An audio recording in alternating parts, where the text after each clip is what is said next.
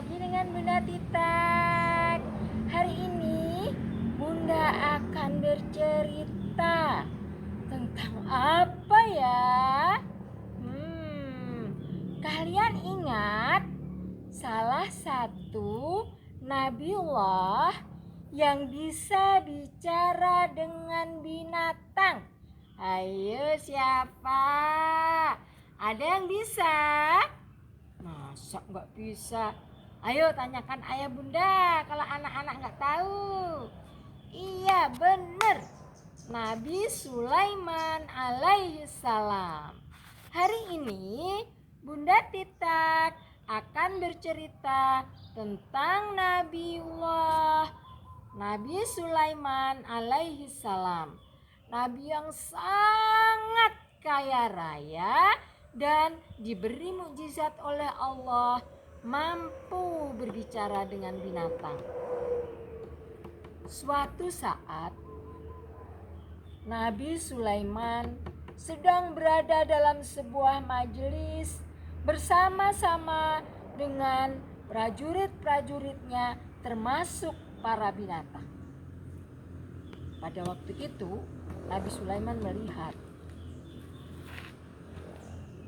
wah, aku tidak menjumpai burung hut-hut ada di sini. Kemana dia? Kalau nanti dia hadir di sini dan tidak bisa memberikan alasan yang tepat kenapa dia belum hadir di sini, maka akan aku sembelih lehernya, kata Nabi Sulaiman. Sebuah kedisiplinan yang luar biasa yang diberikan oleh Nabi Sulaiman. Nah, pada waktu itu anak-anak, datanglah burung hut-hut.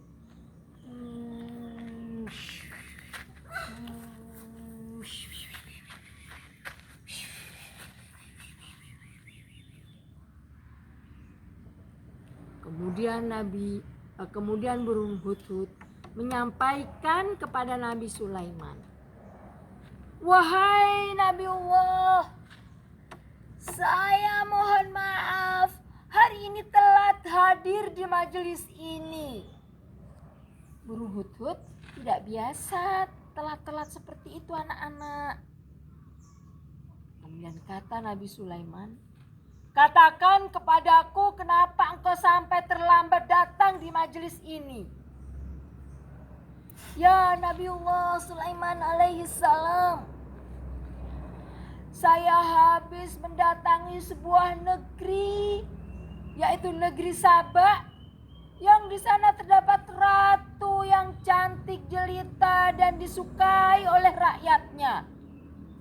Hanya sayang ya Nabiullah, dia masih menyembah matahari. Anak-anak, boleh tidak kita menyembah matahari?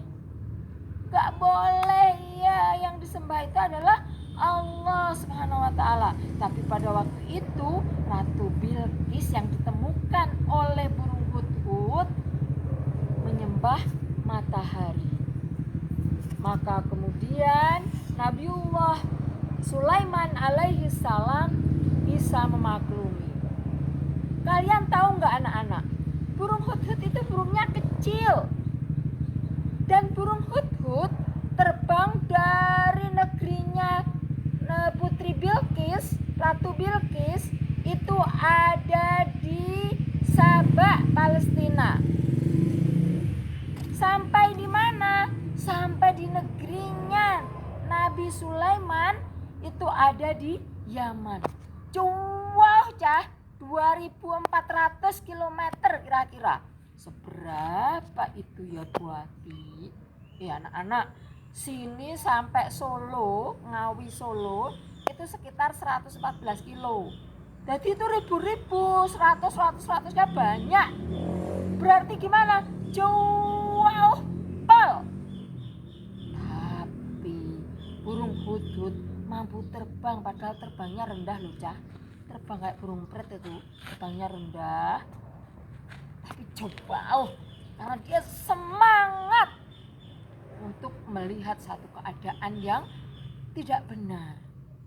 Kemudian Nabi Sulaiman menyuruh burung hudhud, kalau begitu aku perintahkan kepadamu wahai burung hudhud, antarkan suratku ini kepada Putri Balqis agar dia mau menyembah Allah Subhanahu wa ta'ala. Baik ya Nabiullah, aku akan laksanakan perintahmu, kata burung hudhud. Jadi harus menempuh perjalanan yang jauh lagi anak-anak. Padahal nanti ada angin, bisa jadi hujan. Tapi Masya Allah, burung hudhud semangat luar biasa untuk datang ke sana. Dan sampai di sana, burung hudhud menyampaikan apa yang diperintahkan oleh Nabi Sulaiman. Akhirnya Putri Bilqis, anak-anak, ingin sekali melihat seperti apa kerajaannya Nabi Sulaiman.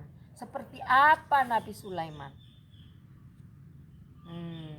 Dan Nabi Sulaiman ya anak-anak, pasukannya itu ada jin segala macam lah anak-anak. Nah, kemudian Nabi Sulaiman bertanya kepada semua yang hadir di majelis itu, siapa yang bisa memindahkan kerajaan Ratu Bilqis ke sini dalam waktu sekejap? Ternyata yang mau memindahkan itu adalah jin anak-anak. Di jin Efrit tuh. Benar, jin Efrit. Mas Sudi. Kemudian dipindahkan anak-anak. Hanya sekejap mata, celing, nyampe. Nyampe. Dan Ratu Bilqis anak-anak ketika datang ke tempatnya Nabi Sulaiman, ke istananya Nabi Sulaiman, beliau melihat bening sekali lantainya, harus melewati kaca, harus melewati air karena beningnya dikira air. Sampai bajunya disingkap begini anak-anak, pelan-pelan karena dikira air. Pelan-pelan. Gitu. Ternyata itu bukan air tetapi kaca. Karena Masya Allah indahnya luar biasa kerajaannya Nabi Sulaiman. Nah, singkat cerita anak-anak, akhirnya Ratu Bilqis menerima ajakan Nabi Sulaiman untuk menyembah Allah Subhanahu wa ta'ala dan meninggalkan menyembah matahari. Nah, jadi anak-anakku semuanya, kalian semuanya, kita semuanya harus menyembah Allah. Salah satu caranya, cara beribadah kita itu adalah dengan sholat. Dan yang wajib adalah sholat 5 waktu. Kewajiban yang lain sebagai hamba Allah, sebagai yang diciptakan Allah banyak. Termasuk saat ini kita menjalankan ibadah puasa Ramadan. Demikian anak-anakku sayang, cerita tentang Nabi Sulaiman. Jangan lupa anak-anak semangat, seperti semangatnya siapa? Burung hudhud. Meskipun terbangnya rendah seperti Bu Hati ini, kecil, tapi dia semangat melintasi berbagai negeri demi sebuah kebaikan. Jadi anak-anak semangat belajar juga ya. Semangat, jangan kalah dengan burung hudhud. Semangat, semangat, semangat. Demikian anak-anakku sayang. Assalamualaikum warahmatullahi wabarakatuh.